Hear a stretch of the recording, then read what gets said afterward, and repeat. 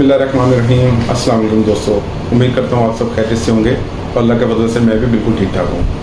कल की वीडियो जो IMF के बारे में हमने बनाई थी उसमें हमने डिस्कस किया था कि हमें IMF की क्यों ज़रूरत थी और उसकी बैकग्राउंड क्या थी, हमें IMF में जाने की क्या ज़रूरत पड़ी। मैं इसमें थोड़ा सा एडिशन आज करना चाहूँगा कि हमें IMF में जाने के लिए जो ज़रूरत पड़ी वो हमारी एक्सपोर्ट और इंपोर्ट की भी थी।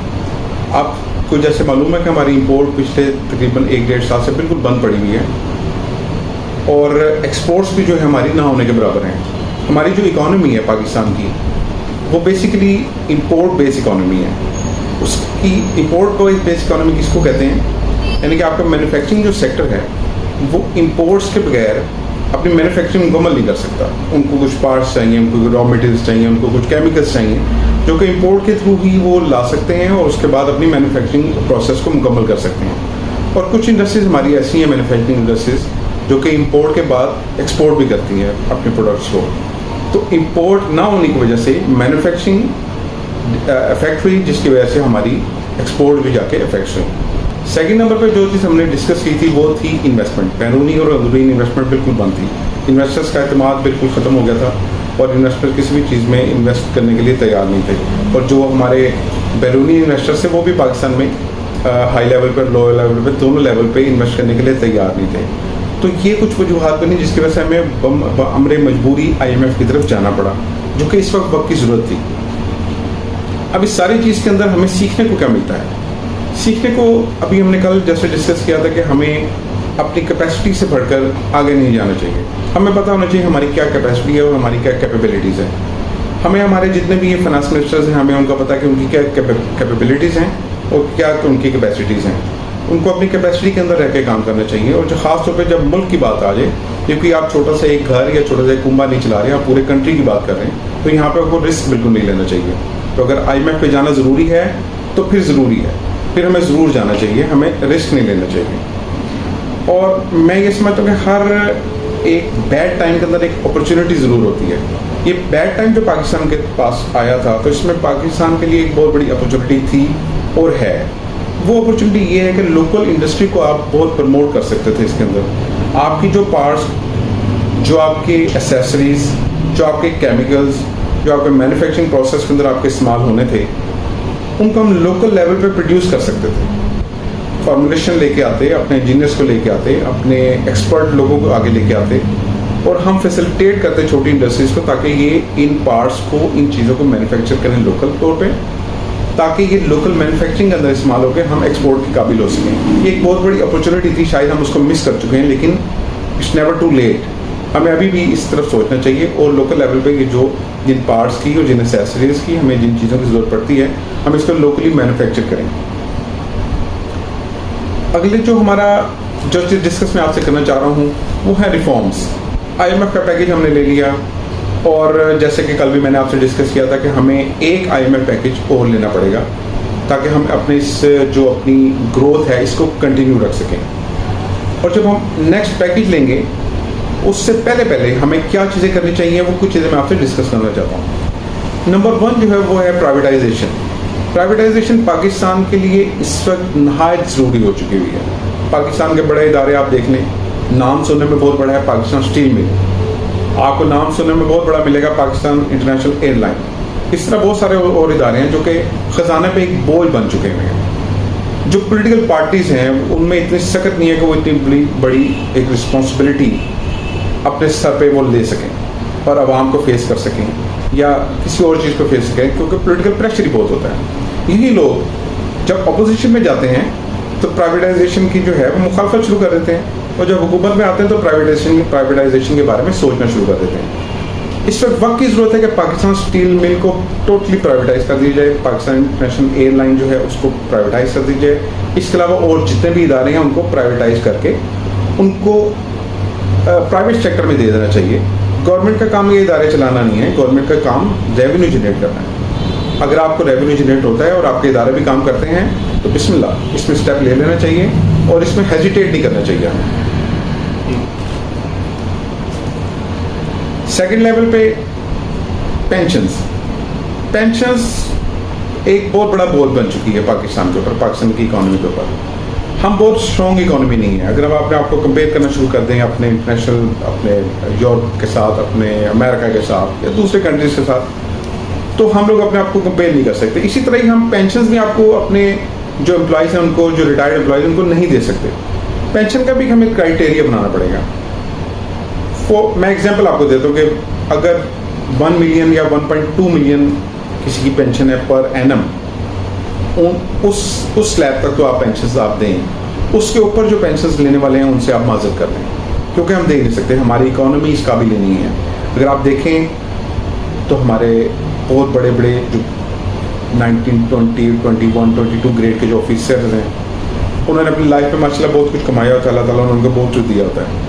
اگر وہ اپنی پینشن کو اگر چھوڑتے بھی ہیں تو میرا خیال ہے کہ ان کو بہت بڑا اثر پڑنے والا نہیں ہے. اور کنٹری کی ہر جگہ قربانی دینی پڑتی ہے، اور قربانی ہمیشہ بڑے لوگوں کو دینی پڑتی ہے. چھوٹے لوگوں کی قربانی سے کام نہیں چلتا. بڑے لوگوں کی قربانی بڑی ہوتی ہے اور وہی جا کے آگے ملک کے کام آتی ہے. تو پینشنز کے حوالے سے گورنمنٹ کو ایک مضبوط پالیسی بنانی چاہیے، جس کی وجہ سے ہمیں ہمارا جو پیسے جو ہیں ہمارے پاس وہ بچیں، تاکہ ہم اس کو ڈیولپمنٹ پہ اور دوسری چیزوں پہ استعمال کر سکیں. تیسرے نمبر پہ جو میں چیز ڈسکس کرنا چاہتا ہوں وہ ہے ٹیکسیشن سسٹم. پاکستان کا ٹیکسیشن سسٹم آپ سب جانتے ہیں بڑے ہی لو لیول پہ چل رہا ہے. پاکستان کے ٹارگیٹس بہت زیادہ ہوتے ہیں اور کبھی بھی وہ ٹارگیٹس کو اچیو نہیں کر سکتے. اپنے ٹیکسیشن سسٹم کو ہمیں بنانا پڑے گا اور ہارش ڈیسیژن ہمیں لینے پڑیں گے، اور ہمیں ایک ہیبٹ بنانی پڑے گی، اور لوگوں کو ہمیں انکریج کرنا پڑے گا اور لوگوں کو موٹیویٹ بھی کرنا پڑے گا وہ ٹیکس دیں.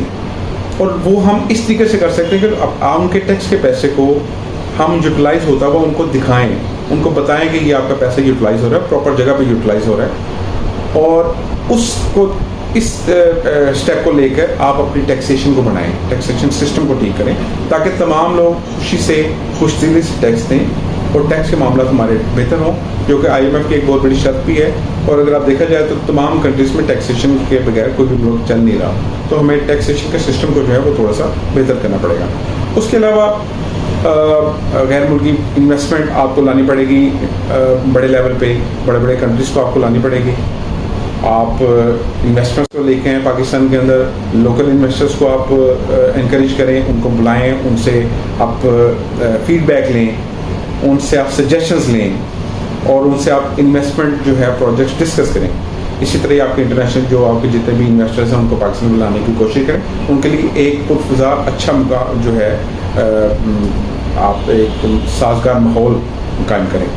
اور اس کے علاوہ ایک پوائنٹ میرے ذہن میں ٹورزم کا آ رہا تھا. ٹورزم میں پاکستان کے پاس ایک بہت بڑا چانس ہے کہ پاکستان ٹورزم کے اندر لوگوں کو چاند دے کے اور ٹورسٹ کو پاکستان میں بلا کے بہت زیادہ ریونیو جنریٹ کر سکتا ہے. پاکستان میں اگر آپ دیکھا جائیں تو پاکستان کے جو شمالی علاقے ہیں اس میں دیکھنے کے لیے بہت کچھ ہے. ہمارے جو لوکلز ہیں ابھی انہوں نے بھی پورے پاکستان کو صحیح طرح ایکسپلور نہیں کیا. تو آپ پاکستان کو ایکسپلور کریں. پچھلی گورنمنٹ PTA کی گورنمنٹ میں بہت اچھا کام ہوا ٹورزم کے اوپر، میں بڑا اپریشیٹ کرتا ہوں ان کو. اس کام کو آگے لے کے جانا چاہیے. پاکستان کی ٹو پکچر جو ہے پاکستان کی وہ ایک دنیا کو پورٹری کرنی چاہیے. ہمیں دکھانا چاہیے پاکستان کیا ہے، پاکستان کیوں آنا چاہیے. اس کے لیے ہمیں سازگار ماحول بھی دینا چاہیے، اس میں سیفٹی سیکورٹی بھی دینی چاہیے، اور ٹورسٹ کو جو ہے فیسیلیٹیٹ کرنا چاہیے. ٹورسٹ پوائنٹ اچھے بنانے چاہیے اور ٹورسٹ کو انوائٹ کرنا چاہیے. اس کے لیے آپ کمپنیز بھی ہائر کر سکتے ہیں، انٹرنیشنل کمپنیز کو بھی ہائر کر سکتے ہیں، لوکل کمپنیز کو بھی آپ ہائر کر سکتے ہیں. تو یہ ایک آپ کے لیے بہت بڑی ریونیو جنریشن جو ہے وہ ٹیکنیک بن جائے گی. یہ کچھ چیزیں تھیں جن کی وجہ سے میں دیکھ رہا تھا کہ اگر ہم ریفارمس کریں. اس کے علاوہ اور بہت ساری چیزیں ہیں جو کہ اگر میں ڈسکس کرنے لگا تو مجھے 1 گھنٹہ بھی کم ہے بولنے کے لیے، لیکن یہ چند پوائنٹ اگر ہم کر لیں تو ہمیں بہت ساری کامیابی مل سکتی ہے. بات صرف نیت کی ہے. اگر ہماری نیت اچھی ہو تو ہم بہت کچھ کر سکتے ہیں، اور نیت نہ ہو، پولیٹیکل ول نہ ہو تو پھر ہم کچھ بھی نہیں کر سکتے. میری درخواست ہے گورنمنٹ سے، گورنمنٹ آفیشل سے، سرکاری اداروں سے کہ خدا را پاکستان کے بارے میں سوچیں اور پاکستان کے بارے میں بڑے ڈیسیژن لے لیں. کیونکہ جتنے بڑے ڈیسیژن ابھی تک ہم لے چکے ہیں، پیٹرول پرائسز آپ دیکھیں کہاں چلی گئی ہے. ہمیں یہ کڑوا گھونٹ پینا پڑا اپنی اکانومی کے لیے.